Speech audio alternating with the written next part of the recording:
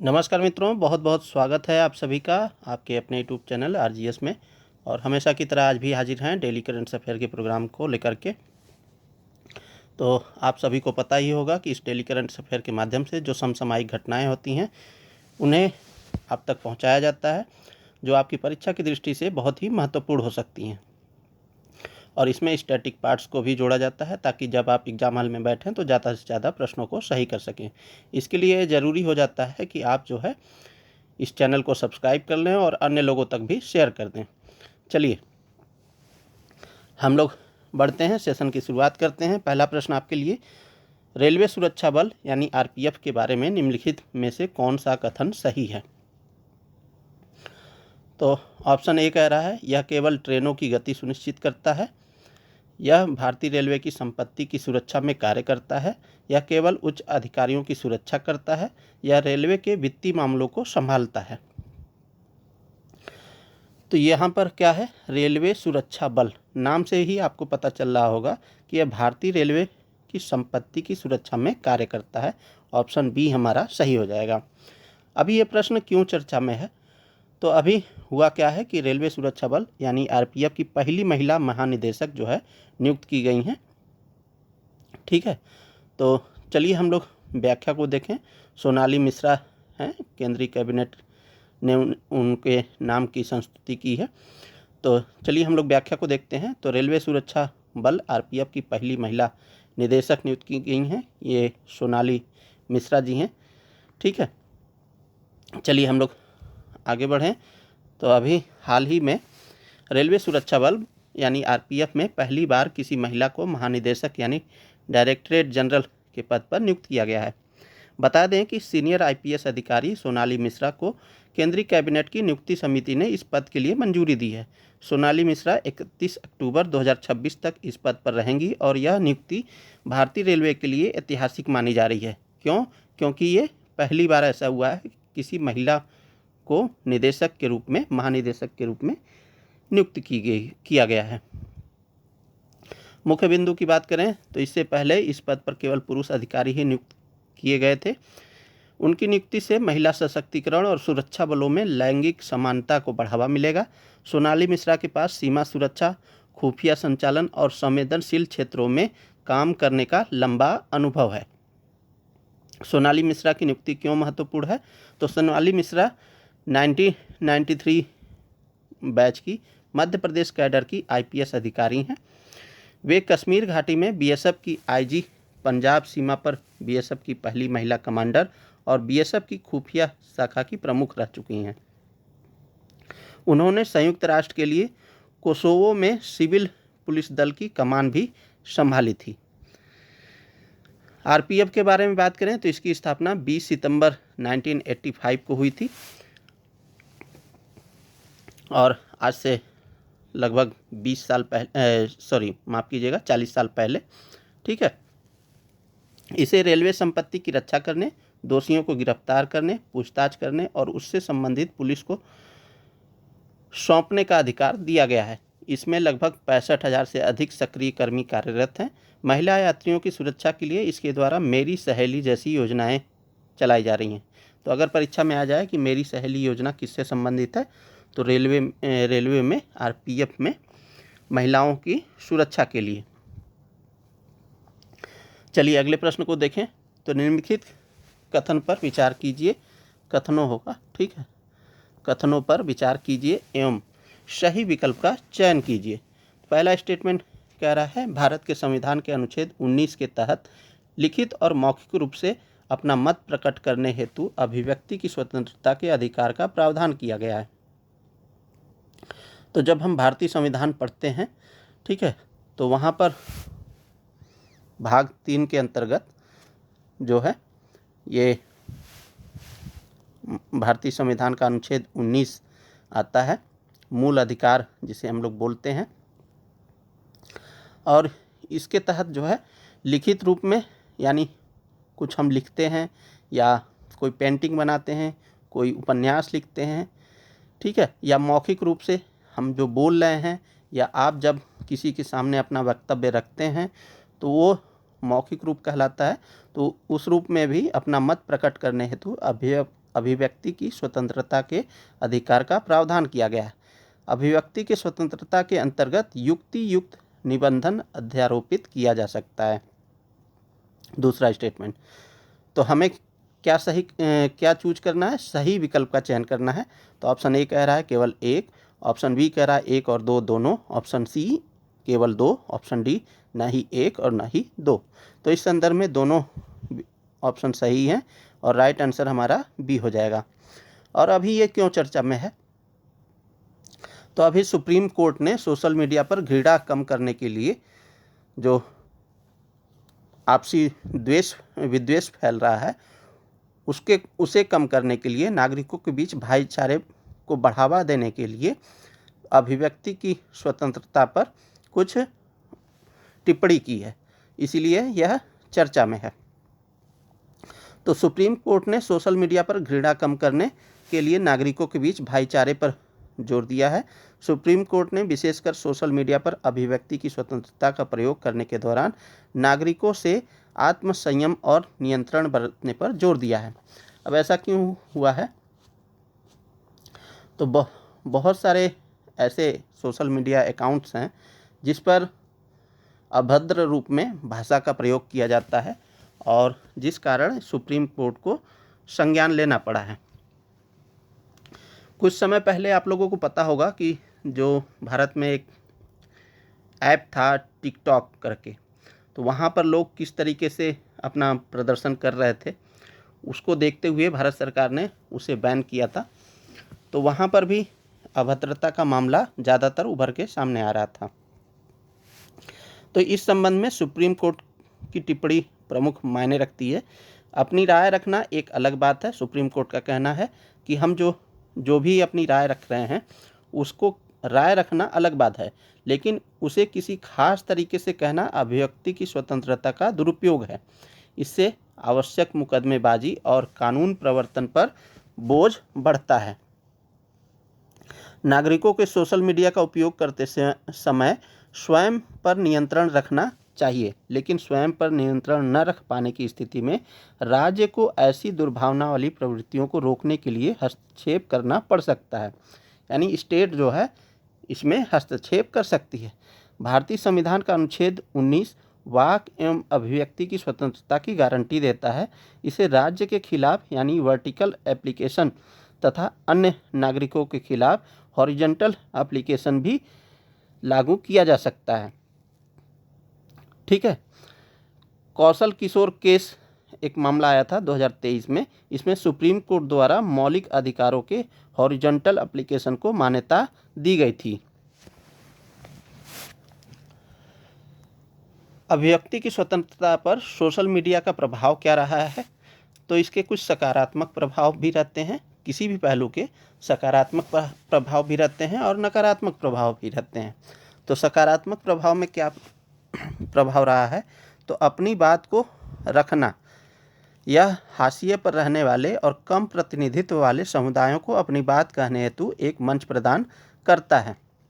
जैसे कोई marginal people है या कोई विकास की मुख्य धारा में सबसे अंतिम पायदान पर व्यक्ति है और वो सोशल मीडिया के माध्यम से कोई बात अपनी रखता है, तो उसका अधिकार है, ठीक है, वो रख सकता है। ठीक है। तो सोशल मीडिया के जरिए वो लोगों तक अपनी बात पहुंचा सकता है, सरकार तक अपनी बात पहुंचा सकता है, ठीक है, न्यायालय तक अपनी बात पहुंचा सकता है। तो इससे एक प्रभाव ये भी देखा जा सकता है कि लोग अपनी बात को रख सकते हैं। सहभागितापूर्ण लोकतंत्र को मजबूत करना।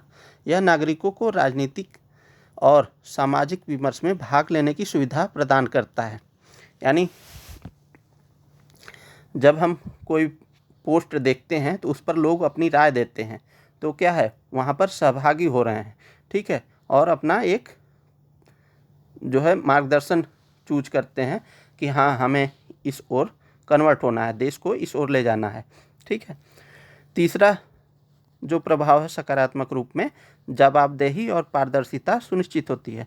नागरिक और मीडिया इसका उपयोग सरकारी व्यवस्था को जवाबदेह ठहराने एवं लोक महत्व के मुद्दों को उठाने के लिए करते हैं।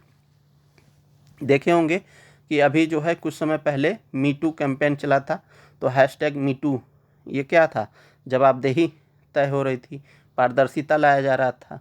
फिर कोई भी मामला होता है, जैसे यूपी में अभी यूपी पीसीएस का एग्ज़ाम होना था, पीसीएस वाला, स्टेट पीसीएस का, तो उस समय जो है लोग इकट्ठा हुए कैंपेनिंग के जरिए, तो यहाँ पर जवाबदेही तय हो रही थी, ठीक है, प्रशासन की। तो ये कुछ सकारात्मक प्रभाव थे। नकारात्मक प्रभाव में क्या है सोशल मीडिया का, तो गलत सूचना और फेक न्यूज़ जैसी खबरें आए दिन देखने को मिलती है। इससे दहशत, दंगे, मानहानि हो सकती है। अभद्र भाषा और दुर्व्यवहार किया जा रहा है। ऑनलाइन उत्पीड़न, दुर्व्यवहार व ट्रोलिंग व्यक्तियों को सामाजिक एवं मानसिक रूप से प्रभावित करते हैं। एल्गोरिदम संबंधी पूर्वाग्रह भी इसमें शामिल है। इसमें एल्गोरिदम द्वारा विविध विचारों को कम दिखाना और कुछ खास प्रकार के कंटेंट को ज़्यादा बढ़ावा देना शामिल है। तो ये कुछ इसके नकारात्मक प्रभाव हैं सोशल मीडिया का। अब ये इससे संबंधित मेंस में भी प्रश्न आ सकता है, तो आप लोग इसके लिए भी तैयार रहिएगा। चलिए अब हम लोग अभिव्यक्ति की स्वतंत्रता यानी फ्रीडम ऑफ एक्सप्रेशन की बात कर लेते हैं। तो भारत के संविधान के अनुच्छेद 19 के तहत लिखित और मौखिक रूप से अपना मत प्रकट करने हेतु अभिव्यक्ति की स्वतंत्रता के अधिकार का प्रावधान किया गया है। किंतु अभिव्यक्ति की स्वतंत्रता का अधिकार निरपेक्ष नहीं है।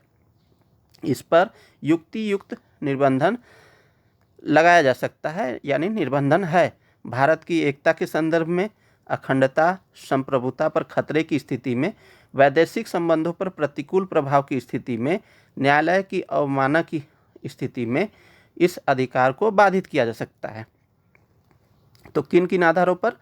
भारत की एकता की बात हो, अखंडता की बात हो, संप्रभुता की बात हो, इन सब के प्रति आप जब कुछ बोलें तो उससे देश को खतरा उत्पन्न हो, तो तब जो है आपकी फ्रीडम ऑफ स्पीच पर पाबंदी लगाई जा सकती है। वैदेशिक संबंधों पर प्रतिकूल प्रभाव हो और उस समय जो है आप कुछ बोलें तो भी आपको रोका जा सकता है। न्यायालय की जब अवमानना करें तो उस समय भी आपको रोका जा सकता है, ठीक है। भारत के सभी नागरिकों को विचार करने, भाषण देने, अपने व अन्य व्यक्तियों के विचारों के प्रचार की स्वतंत्रता प्राप्त है। प्रेस पर पत्रकारिता भी विचारों के प्रचार का एक साधन ही है, इसलिए अनुच्छेद 19 में प्रेस की स्वतंत्रता भी सम्मिलित है, ठीक है। चलिए हम लोग अगले प्रश्न को देखें। तो निम्नलिखित कथनों पर विचार करें और सत्य कथनों का चयन करें।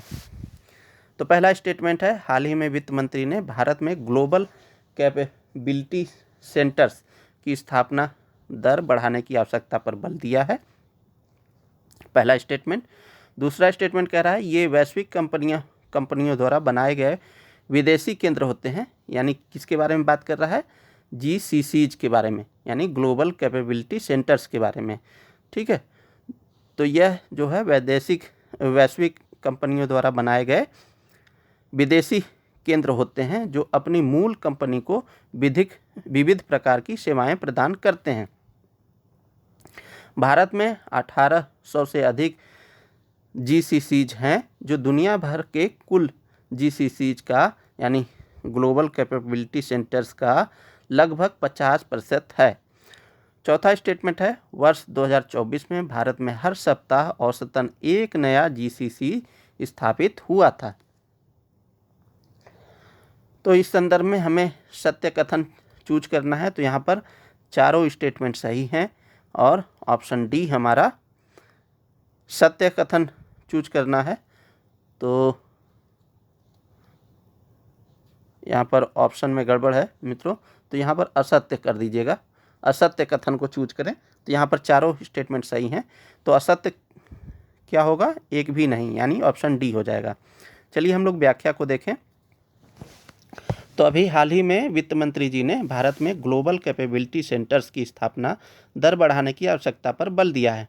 वित्त मंत्री ने ग्लोबल कैपेबिलिटी सेंटर की स्थापना को बढ़ावा देने और अधिक फॉर्च्यून 500 कंपनियों को भारत में आकर्षित करने के लिए उद्योग एवं सरकार से मिलकर काम करने का आग्रह किया है। वर्ष 2024 में भारत में हर सप्ताह औसतन एक नया GCC स्थापित हुआ था। GCC है क्या?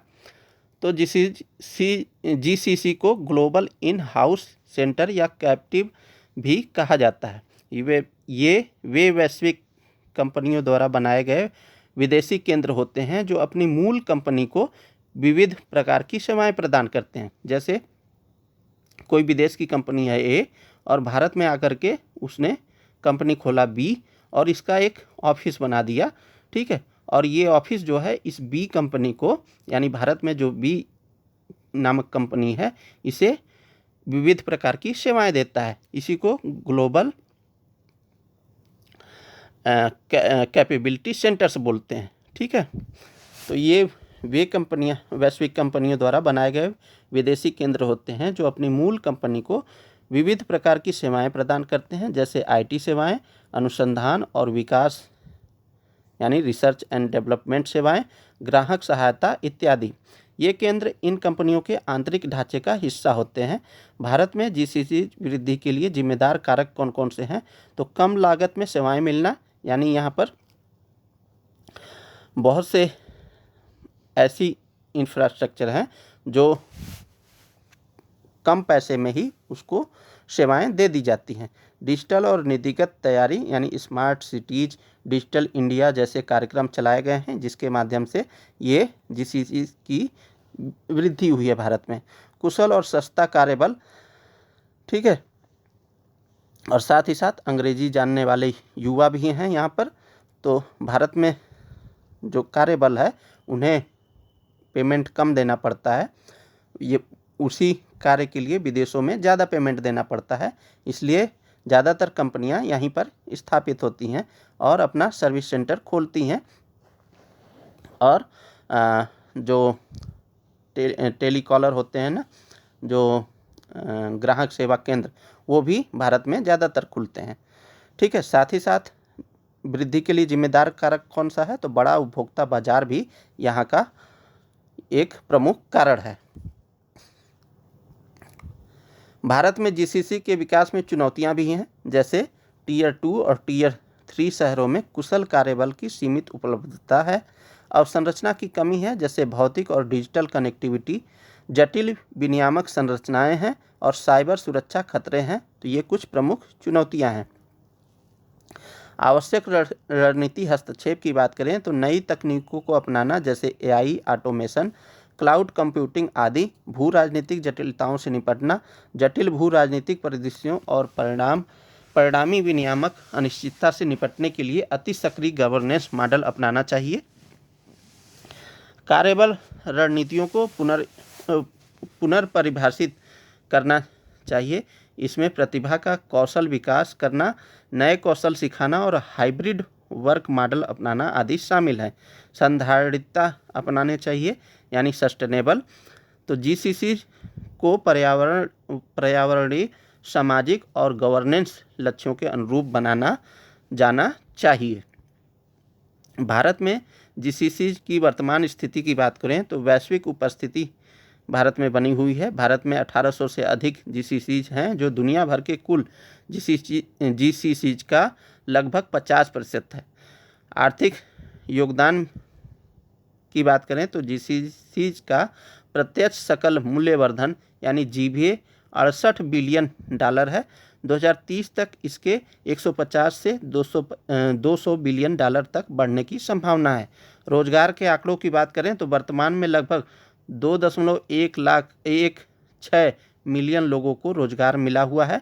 2030 तक इसके 2.5 से 2.8 मिलियन तक पहुंचने की उम्मीद है।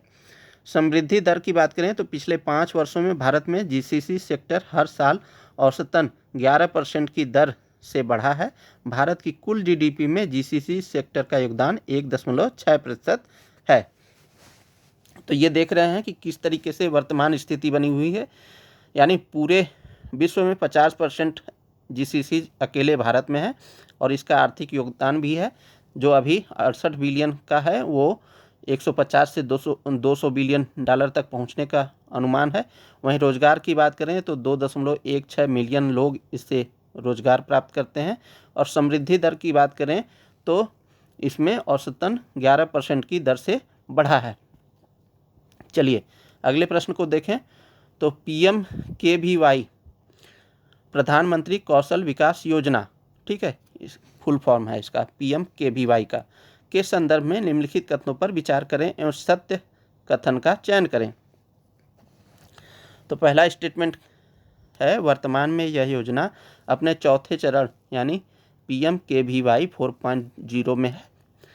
भारत में कौशल विकास को प्रोत्साहित करने व बढ़ावा देने के लिए वर्ष 2015 में PM किसान कौशल विकास योजना की शुरुआत की थी, जिसका नोडल मंत्रालय कौशल विकास और उद्यमशीलता मंत्रालय है, यानी MSDE है। ठीक है, तो अभी ये क्यों चर्चा में है, क्योंकि इसके 10 वर्ष पूरे हो चुके हैं और ये आपके प्री के एग्ज़ाम में और मेंस के एग्ज़ाम में बहुत ही इम्पोर्टेंट होने वाला है। प्रश्न हो सकता है इस प्रकार से बन सकता है कि प्रधानमंत्री कौशल विकास योजना के मूल्यांकन को बताइए।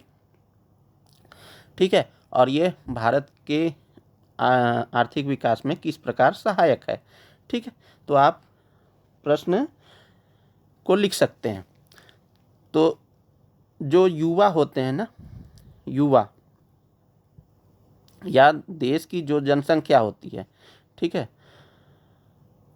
मानव कैपिटल यानी ह्यूमन कैपिटल जो होती है वो क्या होती है, एक मिसाइल की तरह होती है। ठीक है, यानी युवा जो है एक मिसाइल की तरह होता है। इस मिसाइल से हम अपने देश की समृद्धि को, ठीक है, या देश के हित में प्रयोग कर सकते हैं या हम किसी विध्वंसक के रूप में प्रयोग कर सकते हैं। अब ये समृद्धि में कैसे सहायक होंगे युवा, तो जब इन्हें क्या होगा, अच्छा स्वास्थ्य मिलेगा, अच्छा शिक्षा मिलेगा, ठीक है, और अच्छा कौशल मिलेगा, और जब उन्हें अच्छा रोजगार मिलेगा, तो ये जब 4 चीज़ें मिल जाएंगी तो ये देश की प्रगति में सहायक सिद्ध होंगे। वहीं जब इनमें से कोई एक की कमी रह जाती है तो वो जनसंख्या जो है देश की प्रगति में सहायक सिद्ध नहीं हो सकते। भारत का लक्ष्य जो है @2047 विकसित भारत का लक्ष्य, ठीक है, तो इसे प्राप्त करने के लिए ज़रूरी हो जाता है जो हमारी कार्यबल है वो अधिकतर युवा है। ठीक है, और उसे हम जब कौशल प्रदान करेंगे तो वो देश की प्रगति में सहायक सिद्ध होगी। तो यहाँ पर इसके 10 वर्ष पूरे हो गए हैं, इसी से संदर्भित यह प्रश्न है। तो पहला स्टेटमेंट कह रहा है, वर्तमान में यह योजना अपने चौथे चरण में है। भारत में कौशल विकास को प्रोत्साहित करने व बढ़ावा देने के लिए वर्ष 2015 में इसकी शुरुआत की गई थी और इसका नोडल मंत्रालय कौशल विकास और उद्यमशीलता मंत्रालय है। तो सही कथन का चयन करना है, सही विकल्प होगा। ठीक है, तो ऑप्शन ए कह रहा है 1 और 2, ऑप्शन बी कह रहा है 2 और 3, ऑप्शन सी 1 और 3, ऑप्शन डी उपर्युक्त तीनों। तो इस संदर्भ में ये तीनों स्टेटमेंट सही हैं, इसलिए राइट आंसर हमारा डी हो जाएगा। चलिए हम लोग व्याख्या को देखें। तो प्रधानमंत्री कौशल विकास योजना PMKVY के कार्यान्वयन के 10 वर्ष पूरे हुए हैं। कौशल विकास और उद्यमशीलता मंत्रालय ने भारत में कौशल विकास को प्रोत्साहित करने व बढ़ावा देने के लिए वर्ष 2015 में PMKVY की शुरुआत की थी। इसके बारे में बात करें PMKVY के बारे में, तो वर्तमान में यह योजना अपने चौथे चरण यानी 4.0 में है। इसे 2 अन्य घटकों के साथ स्किल इंडिया कार्यक्रम की केंद्रीय क्षेत्रक योजना का एक प्रमुख घटक बनाया गया है। PM कौशल विकास योजना के 2 अन्य घटक निम्नलिखित हैं। प्रधानमंत्री राष्ट्रीय प्रशिक्षुता संवर्धन योजना, इस योजना के तहत सरकार प्रशिक्षुओं को स्टाइपेंड देने के लिए वित्तीय सहायता प्रदान करती है। जन शिक्षण संस्थान योजना, इसके तहत 15 से 45 आयु वर्ग के निरक्षरों, नवसाक्षरों और स्कूल की पढ़ाई छोड़ने वालों 12वीं कक्षा तक को व्यापक व्यावसायिक कौशल प्रदान किया जाता है। तो ये 2 प्रमुख जो है घटक हैं, कौन कौन से, प्रधानमंत्री राष्ट्रीय प्रशिक्षुता संवर्धन योजना और दूसरा जन शिक्षण संस्थान योजना। प्रधानमंत्री कौशल विकास योजना के अंतर्गत 3 प्रकार के प्रशिक्षण दिए जाते हैं, कौन कौन से, तो short term training, national skill qualification framework के अनुरूप पाठ्यक्रम और ऑन जॉब ट्रेनिंग दी जाती है। पूर्व शिक्षा शिक्षण की मान्यता मौजूदा कौशल का उद्योग द्वारा मान्यता प्राप्त प्रमाणन और विशेष परियोजनाओं के लिए प्रशिक्षण दिया जाता है, जैसे हाशिए पर मौजूद समूहों, दुर्गम क्षेत्रों और विशिष्ट या भविष्य की नौकरी के लिए अनुकूलित कौशल प्रशिक्षण दिया जाता है। प्रधानमंत्री कौशल विकास योजना 4.0 के तहत डिजाइन सिद्धांत कौन कौन से हैं? तो उद्योग से जुड़ाव और ऑन द जॉब प्रशिक्षण दिया जाता है, यानी उद्योग के अनुरूप जो है उन्हें ट्रेनिंग दिया जाए ताकि वो उस उद्योग में कार्य कर सकें। प्रशिक्षण इकोसिस्टम का डिजिटलीकरण, यानी जो भी प्रशिक्षण हो उसको डिजिटली रूप में लॉक कर दिया जाए ताकि वो उस डेटा का उपयोग जो है हम जहाँ भी ज़रूरत हो कर सकें और जहाँ भी उसकी आवश्यकता हो उस डेटा से हम उसे उपलब्ध करा सकते हैं। उद्यमिता पर ध्यान दिया गया है, ठीक है। परीक्षकों और प्रशिक्षकों के राष्ट्रीय पूल का निर्माण किया गया है, यानी ये एक तरीके से एक साथ जुड़े रहेंगे। नई पीढ़ी के कौशलों पर ध्यान देना, तो ये कुछ प्रमुख डिजाइन सिद्धांत है। अब देख लीजिए हम लोग उपलब्धियों की थोड़ी सी बात कर लेते हैं। पीएम कौशल विकास योजना की महत्वपूर्ण उपलब्धियों की बात करें तो कौशल प्रशिक्षण तक पहुंच में सुधार हुआ है। वर्ष 2015 से अब तक 1.63 करोड़ से अधिक युवाओं को प्रशिक्षित किया जा चुका है। लक्षित कौशल विकास किया गया है। हाशिए पर मौजूद समूहों के लिए लक्षित कौशल विकास के तहत त्रिपुरा में 2500 ब्रू जनजाति के अभ्यर्थियों, असम और मणिपुर की जेलों में कैदियों तथा 18 राज्यों में पंख परियोजना के अंतर्गत 70% महिलाओं को प्रशिक्षण दिया गया है।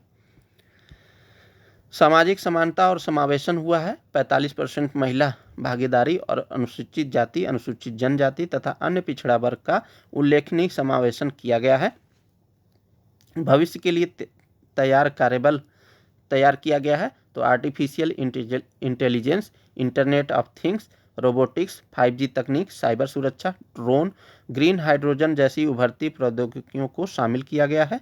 पारंपरिक शिल्पों को प्रोत्साहन दिया गया है। नागालैंड और जम्मू कश्मीर के कारीगरों व बुनकरों के लिए कौशल उन्नयन परियोजनाएं चलाई जा रही हैं।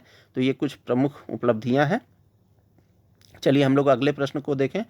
तो निम्नलिखित कथनों पर विचार कीजिए और सही विकल्प का चयन कीजिए।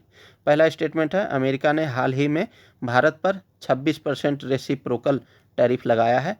दूसरा स्टेटमेंट है, भारत को प्रमुख क्षेत्रकों जैसे परमाणु रिएक्टर, लोहा एवं इस्पात, वस्त्र, विद्युत उपकरण, वाहन आदि में चीन, मैक्सिको और कनाडा पर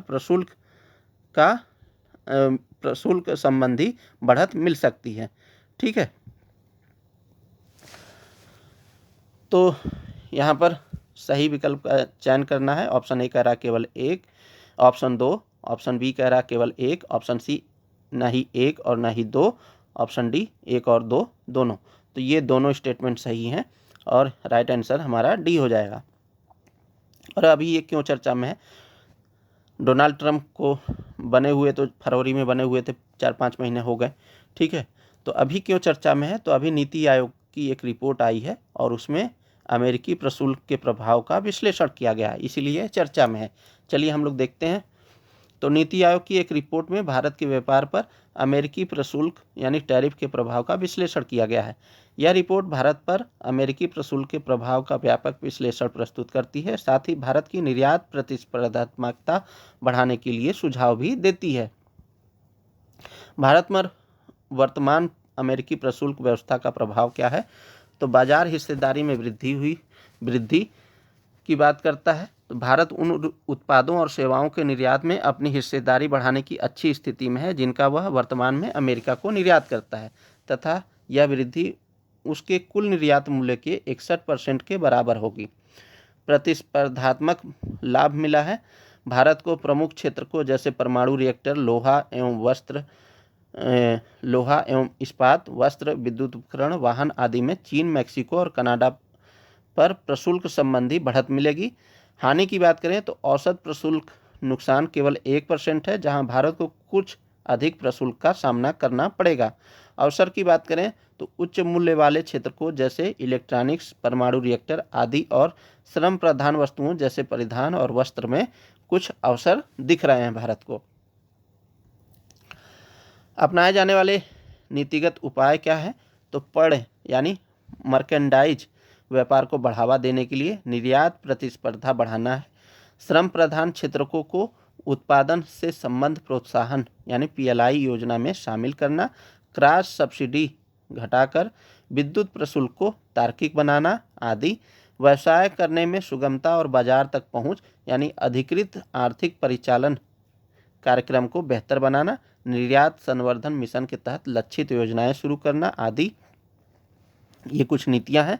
व्यापार साझेदारों और समझौतों में विविधता लाना, बड़ी आपूर्ति श्रृंखला का हिस्सा बनना तथा भारत यूरोपीय संघ मुक्त व्यापार समझौते और जन विश्वास 2.0 जैसी पहलों को आगे बढ़ाना। ये कुछ नीतिगत उपाय जो है भारत सरकार द्वारा लिए जा रहे हैं। साथ ही साथ सेवा व्यापार को बढ़ावा देने के लिए भारत यूनाइटेड किंगडम समझौते के मॉडल पर आधारित सेवा केंद्रित यानी FTA वार्ता करना। व्यावसायिक अवसरों का विस्तार करने के लिए पारस्परिक मान्यता समझौतों को व्यापक बनाना। लाइसेंसिंग और विनियामक अनुपालन को सरल बनाना, जैसे सेवा निर्यात में असंगत डेटा अनुपालन एवं बौद्धिक संपदा से जुड़े मुद्दों को हल करना। कौशल उन्नयन और तकनीक जैसे digital health, fintech, cloud computing और एडुटेक में निवेश करके नवाचार एवं कौशल विकास को बढ़ावा देना। ये कुछ प्रमुख भारत की नीतियां हैं। ठीक है, और नीति आयोग ने इसे बताया है। चलिए अगले प्रश्न को देखें। तो निम्नलिखित कथनों पर विचार करें। पहला स्टेटमेंट है, DRDO और भारतीय वायुसेना ने ओडिशा में स्वदेशी अस्त्र मिसाइल का सफल परीक्षण किया है। दूसरा स्टेटमेंट कह रहा है, अस्त्र की मारक क्षमता 100 किलोमीटर से अधिक है। तो उपर्युक्त में से कौन सा से कथन गलत है? तो केवल एक। ऑप्शन बी कह रहा है 1 और 2 दोनों। ऑप्शन सी कह रहा है केवल 2। ऑप्शन डी कह रहा है न तो 1 और न ही 2। तो अभी जो है DRDO और भारतीय वायुसेना ने जो मिल करके कहाँ पर, ओडिशा में स्वदेशी रूप से अस्त्र मिसाइल का सफल परीक्षण किया है। ये स्टेटमेंट सही है। ठीक है। दूसरा है, अस्त्र की मारक क्षमता 100 किलोमीटर से अधिक है। ये भी स्टेटमेंट सही है। तो हमें गलत कथन बताना है, तो ऑप्शन डी हो जाएगा, न तो 1 और न ही 2। राइट आंसर हमारा डी। चलिए हम लोग व्याख्या को देखें। तो रक्षा अनुसंधान और विकास संगठन यानी DRDO और भारतीय वायुसेना ने आज स्वदेशी अस्त्र मिसाइल का सफल परीक्षण किया। दृश्य सीमा से परे हवा में मार करने वाली इस मिसाइल का परीक्षण ओडिशा के सुखोई 30 MKA प्लेटफार्म से किया गया। रक्षा मंत्रालय के अनुसार अलग अलग दूरी, लक्ष्य के पहलुओं और प्रक्षेपण प्लेटफार्म की स्थितियों पर उच्च गति वाले मानव रहित हवाई लक्ष्यों पर 2 प्रक्षेपण किए गए। दोनों ही मामलों में मिसाइलों ने लक्ष्यों को बिल्कुल सटीकता से नष्ट कर दिया। परीक्षणों के दौरान सभी उप प्रणालियों ने सटीक प्रदर्शन किया। इन सफल उड़ान परीक्षणों ने स्वदेशी शिखर युक्त अस्त्र हथियार प्रणालियों की सटीकता और विश्वसनीयता को पुनः स्थापित किया है। अस्त्र की मारक क्षमता 100 किलोमीटर से अधिक है और यह अत्याधुनिक मार्गदर्शन एवं नौवहन प्रणाली से लैस है। रक्षा मंत्री राजनाथ सिंह ने इसके डिजाइन और विकास में शामिल DRDO और भारतीय वायुसेना और उद्योग जगत की सराहना की है। उन्होंने कहा कि स्वदेशी शिखर युक्त इस मिसाइल का सफल परीक्षण महत्वपूर्ण रक्षा प्रौद्योगिकी में एक महत्वपूर्ण मील का पत्थर है। DRDO के अध्यक्ष डॉक्टर समीर वी कामत, कौन है? DRDO के अध्यक्ष समीर वी कामत ने सफल उड़ान परीक्षण में शामिल सभी टीमों को बधाई दी है। DRDO का पूरा नाम क्या है? तो रक्षा अनुसंधान और विकास संगठन है। यह भारत सरकार के रक्षा मंत्रालय के अंतर्गत एक प्रमुख अनुसंधान और विकास संगठन है, जिसका मुख्य उद्देश्य भारत को आधुनिक रक्षा प्रौद्योगिकियों से सशक्त बनाना है। DRDO के बारे में बात करें तो स्थापना 1958 में। रक्षा अनुसंधान एवं विकास संगठन की स्थापना रक्षा विज्ञान संगठन DSO, भारतीय सेना के तकनीकी विकास प्रतिष्ठान TDE और तकनीकी विकास और उत्पादन निदेशालय DP को मिलाकर की गई थी। इसके मुख्यालय की बात करें तो इसका मुख्यालय जो है नई दिल्ली में अवस्थित है। तो ये था मित्रों आज के लिए डेली करंट अफेयर का प्रोग्राम, और उम्मीद करते हैं आप लोग इसकी महत्वता को समझ रहे होंगे। तो आप जो है किसी भी परीक्षा की तैयारी कर रहे हो उसके लिए ज़रूरी हो जाता है कि आप पर डे जो है डेली करंट अफेयर प्रोग्राम को किया कीजिए। आप न्यूज़पेपर नहीं पढ़ पा रहे हैं तो इस 40-45 मिनट की क्लास में आप जो है जो महत्वपूर्ण खबरें हैं जो आपके एग्ज़ाम की दृष्टि से महत्वपूर्ण हो सकती हैं उन्हें आप देख सकते हैं। ठीक है, आप अपने शॉर्ट नोट्स बना सकते हैं, साथ ही साथ जो आपका स्टैटिक पार्ट्स है उसे अपडेट कर सकते हैं। तो चलिए इन्हीं सब शुभकामनाओं के साथ मिलते हैं किसी अन्य वीडियो में। तब तक के लिए बहुत बहुत धन्यवाद, बहुत बहुत शुक्रिया। जय हिंद दोस्तों।